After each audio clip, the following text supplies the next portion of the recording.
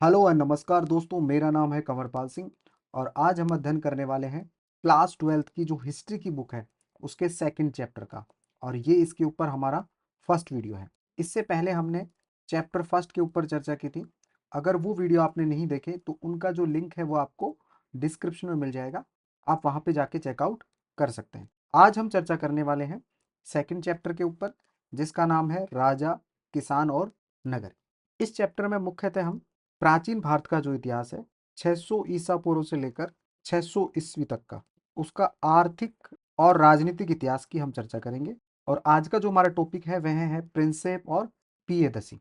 देखिए, इससे पहले वाला जो चैप्टर था ईंट, मनके और अस्थियां, इसमें हमने चर्चा की थी हड़प्पा सभ्यता के बारे में हमने चर्चा की थी, जिसका टाइम पीरियड था 2600 ईसा पूर्व से लेकर 1900 ईसा पूर्व के मध्य में। आज हम चर्चा करने वाले हैं सेकंड चैप्टर के ऊपर, जिसका नाम है राजा, किसान और नगर।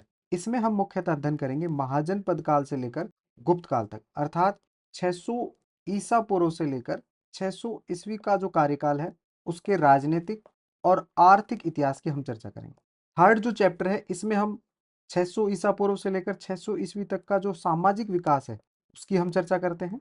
और फोर्थ जो चैप्टर है इसमें हम चर्चा करते हैं सांस्कृतिक विकास की चर्चा करते हैं। और सांस्कृतिक विकास का जो टाइम पीरियड है वो भी रहेगा 600 ईसा पूर्व से लेकर 600 ईस्वी तक का। तो आज हम चर्चा करने वाले हैं सेकंड चैप्टर के ऊपर, जिसका नाम है राजा, किसान और नगर। इसमें हम चर्चा करेंगे महाजनपद काल से लेकर गुप्त काल तक का जो टाइम पीरियड है उसके राजनीतिक और आर्थिक इतिहास की हम यहाँ पर चर्चा करेंगे।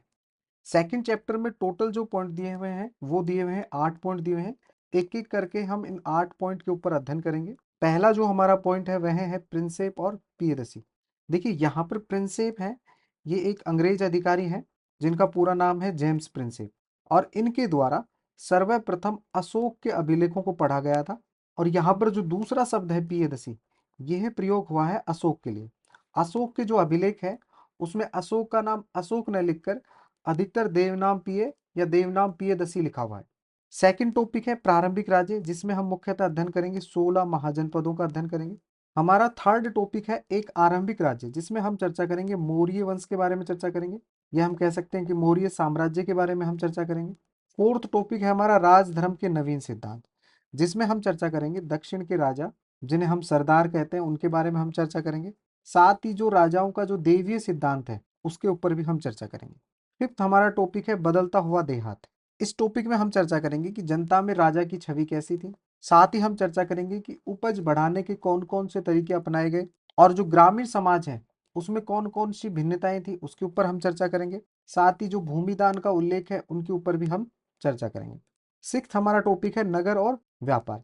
इसमें हम चर्चा करेंगे कि कौन कौन से नए नए नगरों का यहाँ पर विकास होता है, और उन नगरों की जनसंख्या के ऊपर हम चर्चा करेंगे। साथ ही हम चर्चा करेंगे व्यापार की, यानी उपमहाद्वीप और उसके बाहर का जो व्यापार है उसके संबंध में हम चर्चा करेंगे। नेक्स्ट टॉपिक में हम चर्चा करेंगे कि इन अभिलेखों का जो अर्थ है वो कैसे निकाला जाता है, ब्राह्मी और जो खरोष्टी लिपि है उसको कैसे पढ़ा गया था उसके ऊपर हम चर्चा करेंगे।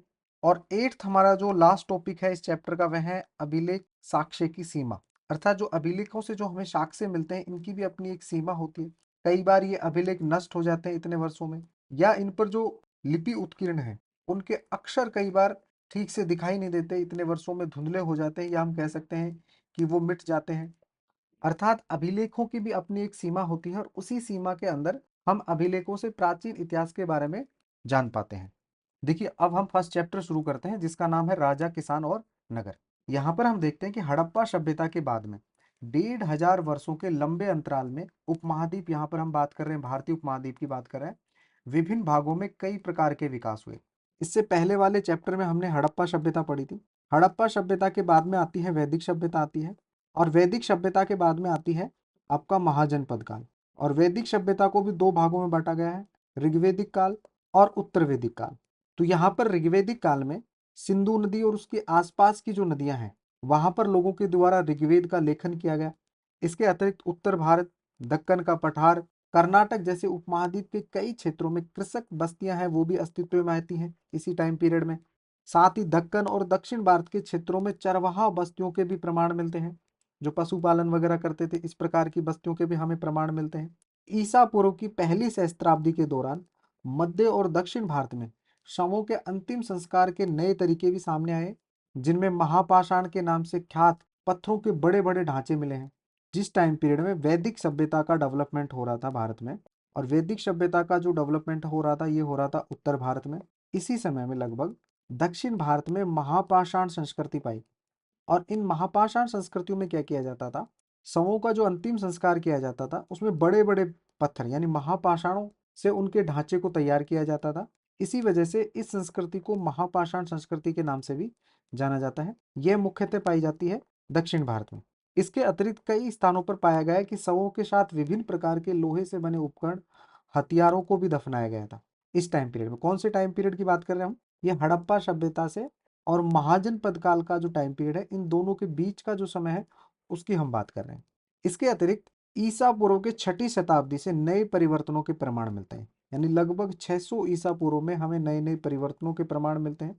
शायद इनमें से सबसे ज्यादा मुखर आरंभिक राज्य मिलेंगे आपको, जो 16 महाजनपद हैं उनके बारे में हम चर्चा करेंगे। साम्राज्यों का निर्माण होता है, मगध जैसे बड़े बड़े साम्राज्यों का निर्माण होता है, रजवाड़ों का विकास होता है, राजाओं के अनेक वंश सामने आते हैं, मौर्य वंश है, नंद वंश है, इस प्रकार के वंश सामने आते हैं।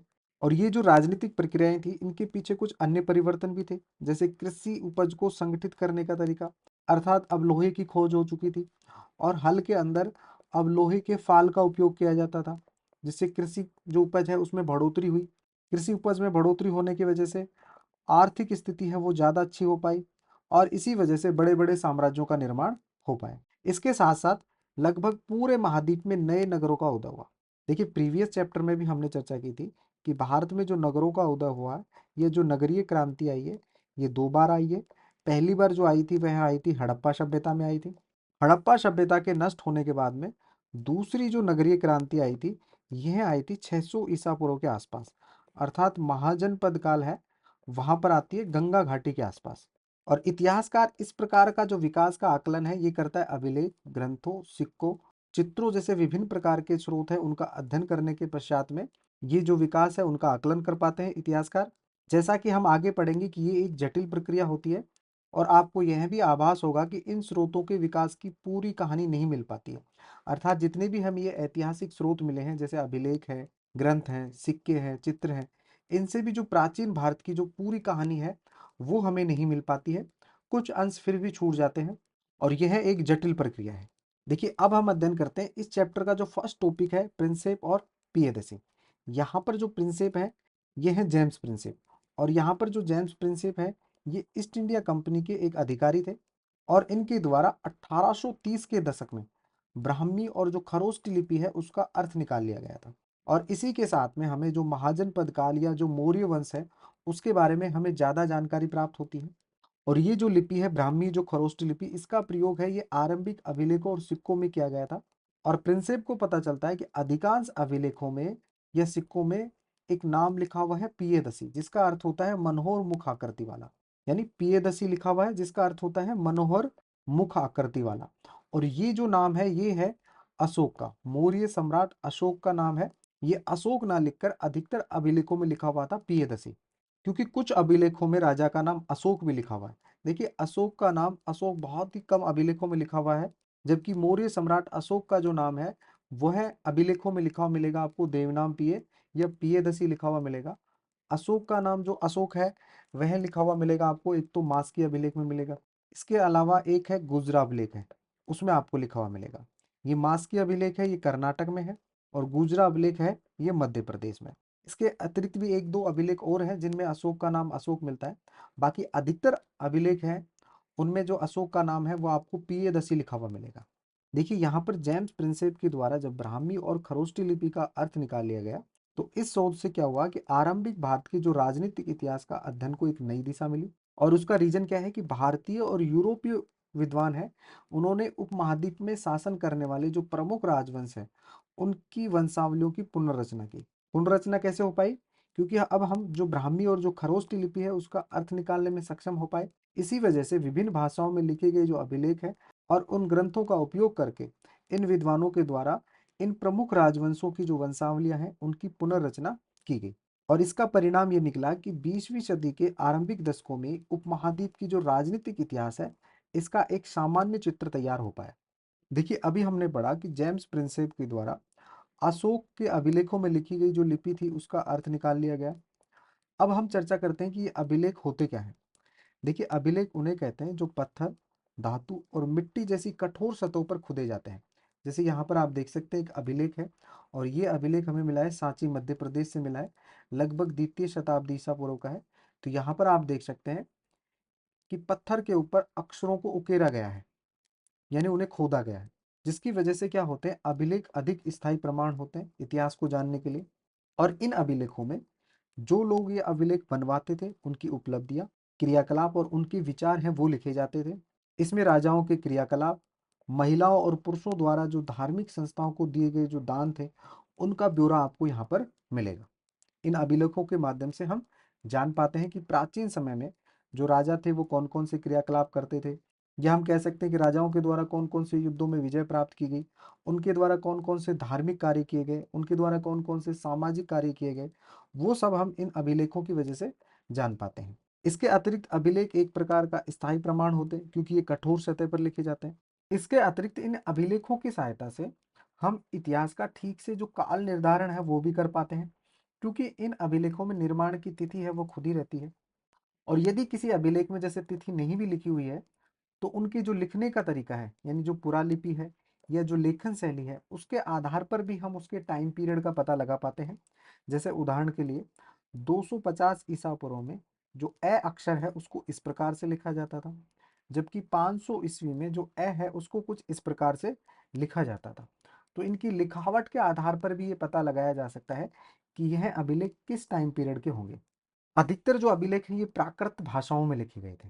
देखिए, भाषा और लिपि में अंतर होता है। जैसे हमारी भाषा हिंदी है और हिंदी को हम लिखते हैं देवनागरी लिपि में, ठीक है। उसी प्रकार से जो अधिकतर अभिलेख थे ये प्राकृत भाषा में लिखे गए थे। और यदि हम बात करें लिपि की, तो लिपि होती थी उस समय ब्राह्मी और खरोष्टी लिपि में लिखे जाते थे।